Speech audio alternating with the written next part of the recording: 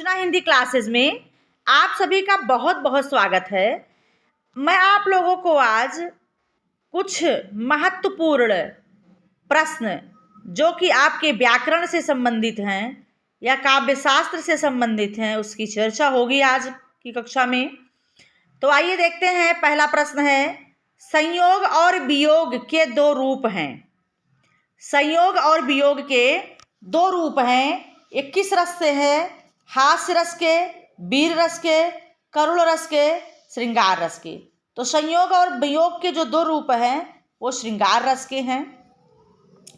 दूसरा प्रश्न है, श्रृंगार रस का स्थायी भाव हास्य, उत्साह, शोक और रति। तो श्रृंगार रस का जो स्थायी भाव है वो रति है। वात्सल्य रस का स्थायी भाव क्या है? वात्सल्य रस का स्थायी भाव हास्य, उत्साह, शोक और वात्सलता या स्नेह। तो वात्सल्य रस का स्थायी भाव वत्सलता या स्नेह है। अगला प्रश्न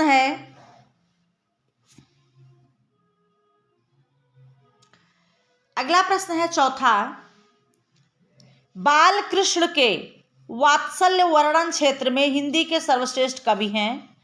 तो बाल कृष्ण के जो वात्सल्य क्षेत्र के सर्वप्रथम कवि हैं तुलसीदास, केशवदास, रसखान और सूरदास। चार ऑप्शन है। तो इसमें सूरदास जी को वात्सल्य का सम्राट कहा जाता है। इन्होंने बालकृष्ण के वात्सल्य रस का वर्णन किया है और सर्वश्रेष्ठ कवि हैं वात्सल्य के। अगला प्रश्न है, हे खगमृग हे मधुकर श्रेणी तुम देखी सीता मृग नयनी। ये रचना ये जो है रामचरितमानस का है। हे खगमृग हे मधुकर श्रेणी तुम देखी सीता मृग नयनी में कौन सा रस है? ये प्रश्न पूछ रहा है। हास्य रस, शांत रस, करुण रस और वियोग श्रृंगार। तो ये इसमें जो है वियोग श्रृंगार है। जब रामचंद्र जी सीता जी को ढूंढते हैं उस समय का वर्णन है, वियोग श्रृंगार है। यहाँ पर कुछ लोग इसे जो है बच्चे भी देखते हैं मोबाइल में पढ़ करके इसे करुण रस मानते हैं। करुण नहीं है। करुण रस वहाँ होता है जहाँ पर अपने प्रिय व्यक्ति का बिछो ऐसी स्थिति में हो कि फिर जीवन में ना मिलने की स्थिति हो, वहाँ करुण रस होता है। यहाँ तो वियोग की स्थिति है जिसमें कि यहाँ पर हे खगमृग हे मधुकर श्रेणी में आप जानिएगा करुण रस ही है, सॉरी वियोग श्रृंगार रस ही है, करुण रस नहीं है। अगला प्रश्न है, दांत पीसना, भौहें चढ़ाना, मुख लाल होना, गर्जना, कंपन आदि अनुभाव किस रस के हैं? दांत पीसना, भौहें चढ़ाना, मुख लाल करना। ये शांत रस के हैं कि वात्सल्य रस के हैं कि बीभत्स रस के हैं कि रौद्र रस के हैं? ये जो है क्या है? रौद्र रस का है। किसका है? रौद्र रस का। अगला प्रश्न है, जब विभाव, अनुभाव और संचारी भाव के से रति नामक स्थायी भाव रस रूप में परिणित होता है। विभाव, अनुभाव, संचारी भाव के से रति नामक स्थायी भाव रस रूप में परिणित होता है। तो जब रति नामक स्थायी भाव होगा तो वहाँ पर न रौद्र रस होगा, न विभत्स रस होगा, न वात्सल्य रस होगा, वहाँ सिर्फ श्रृंगार रस होगा। क्योंकि श्रृंगार रस का स्थायी भाव क्या है? रति है। प्रश्न वही है, सीधा सीधा घुमा दिया है। प्रश्न को बहुत अच्छे से पढ़िएगा फिर उसका उत्तर दीजिएगा। वीर रस का स्थायी भाव है शोक, भय, अमर्ष या क्रोध या उत्साह। तो वीर रस का जो स्थायी भाव है वो उत्साह है। क्या है? उत्साह है। अगला प्रश्न है, जो भाव उत्पन्न होकर नष्ट नहीं होता उसे कहते हैं, जो भाव उत्पन्न होकर नष्ट नहीं होता उसे कहते हैं संचारी भाव, आलंबन भाव, उद्दीपन भाव, अस्थाई भाव। तो जो भाव उत्पन्न होकर नष्ट नहीं होता उसे क्या कहते हैं? उसे अस्थाई भाव कहते हैं। ठीक।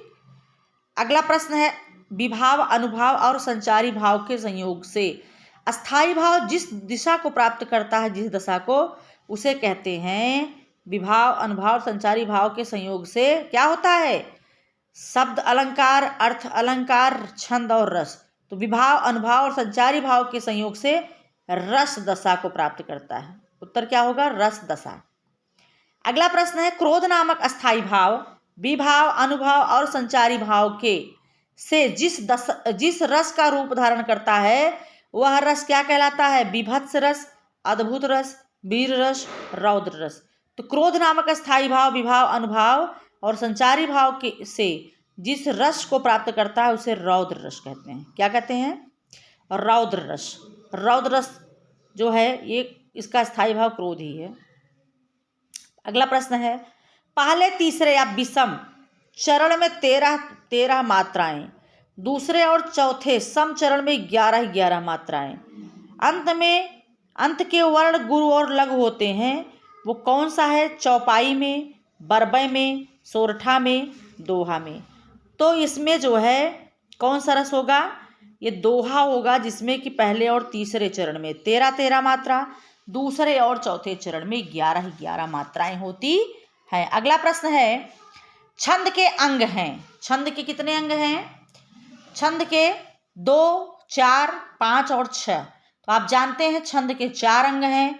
विभाव, हाँ, छंद के कितने अंग हैं? छंद के हैं वार्णिक छंद, मात्रिक छंद, 2 अंग हैं। कितने हैं? 2 अंग हैं। ठीक, सॉरी, विभाव अनुभाव तो रस है। छंद के अंग हैं 2, वार्णिक छंद और मात्रिक छंद। चौपाई में मात्राओं का क्रम है। चौपाई में मात्राओं का क्रम है, पहले और तीसरे चरण में 11, दूसरे और चौथे में 13, गलत। प्रत्येक चरण में 11 के विराम से 24 मात्राएं, गलत। पहले और तीसरे चरण में 13, दूसरे और चौथे चरण में 11 मात्राएं, गलत।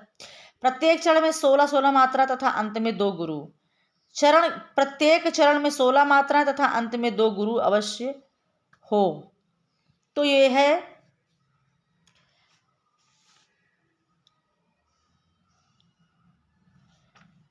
प्रत्येक चरण में 16 मात्राएं होती हैं, यही सही है घा वाला। कितने हैं?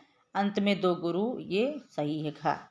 अगला प्रश्न है, प्रत्येक चरण में 16 मात्रा तथा अंत में गुरु अवश्य हो, वह है सोरठा, दोहा, कुंडलियां, चौपाई। इसके पहले वाला प्रश्न का उत्तर यही है। प्रश्न वही पूछा है और सिर्फ पूछने का तरीका बदल दिया है। तो प्रथम प्रत्येक चरण में 16 मात्राएं, अंत में 2 गुरु अवश्य हो, एक चौपाई है इसमें। तगड़, भगड़, 2 जगड़ तथा 2 गुरु किस छंद में होते हैं? इंद्रवज्रा, उपेंद्र वज्रा, मत्तगयंद, वसंत तिलका। तो तगड़, भगड़, 2 जगड़ तथा 2 गुरु ये होते हैं इंद्र वज्रा में। तत्, जगौ, इंदर उपेंद्र वज्रा में है। सॉरी, इंद्र वज्रा में है तगड़, भगड़ और 2 गुरु, ये जो है क्या होते हैं? इंद्र वज्रा में।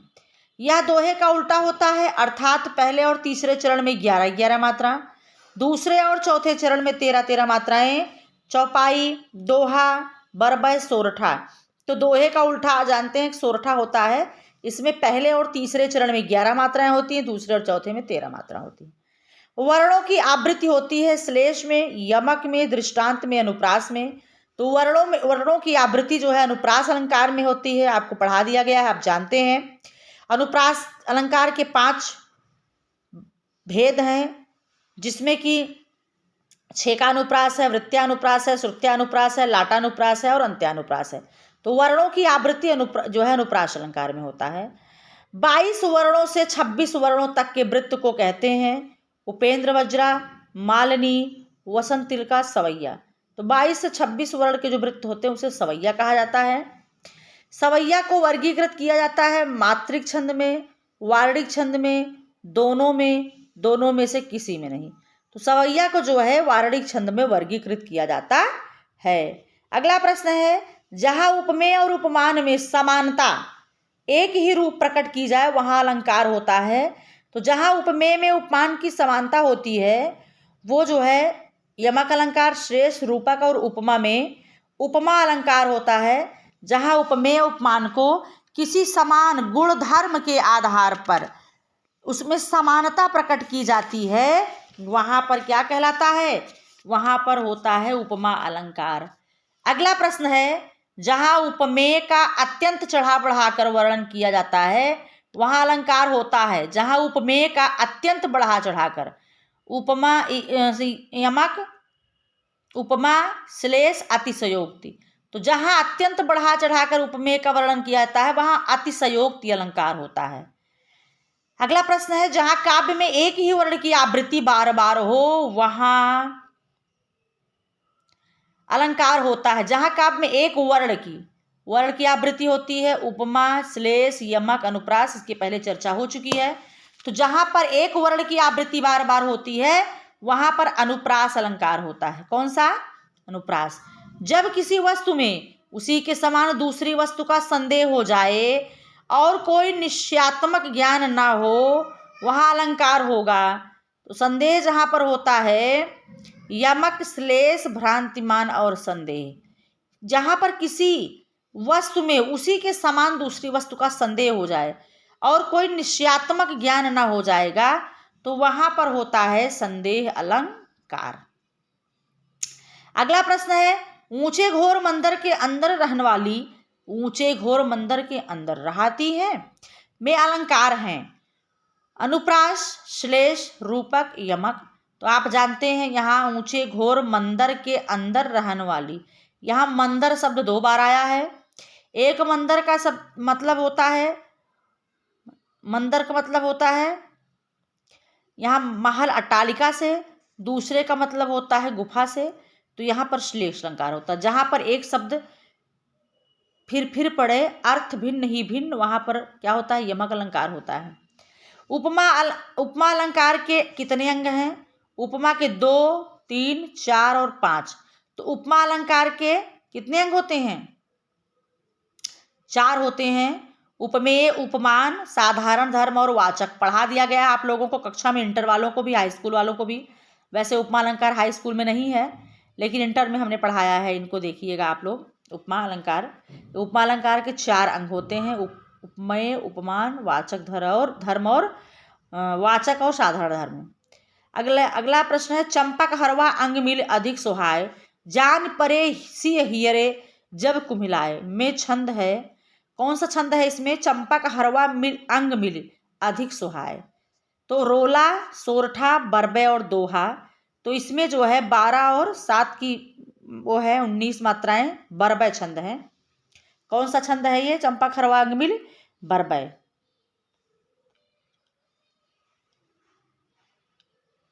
अगला प्रश्न है इंद्रवज्रा में कुल कितने वर्ण होते हैं?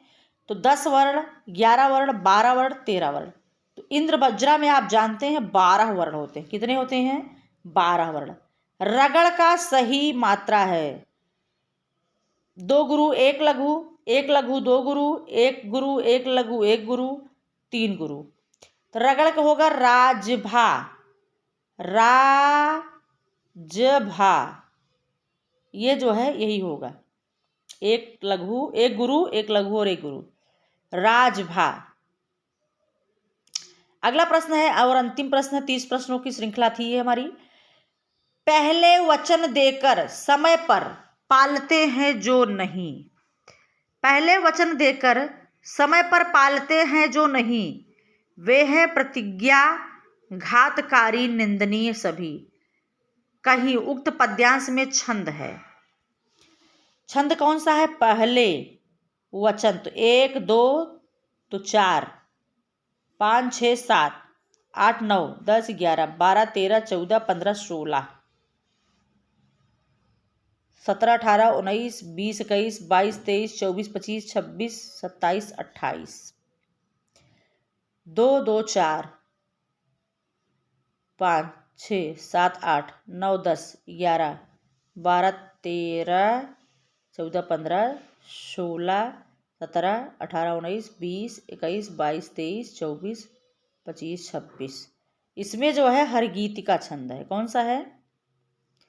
ये हरगीतिका है। पहले वचन देकर समय पर पालते हैं जो नहीं, वे प्रतिज्ञा घातकारी निंदनीय सभी कहीं। इसमें हरगीतिका छंद है।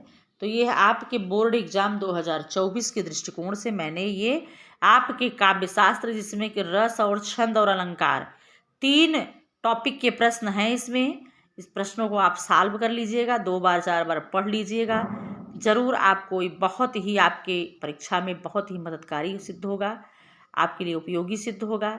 तो चैनल आपको पसंद आया हो, प्रश्न अच्छे लगते हो तो चैनल को लाइक, शेयर, सब्सक्राइब अवश्य करिएगा और कमेंट भी करिएगा कि आपको मेरी वीडियो अच्छी लगती है, समझ में आती है कि नहीं। धन्यवाद।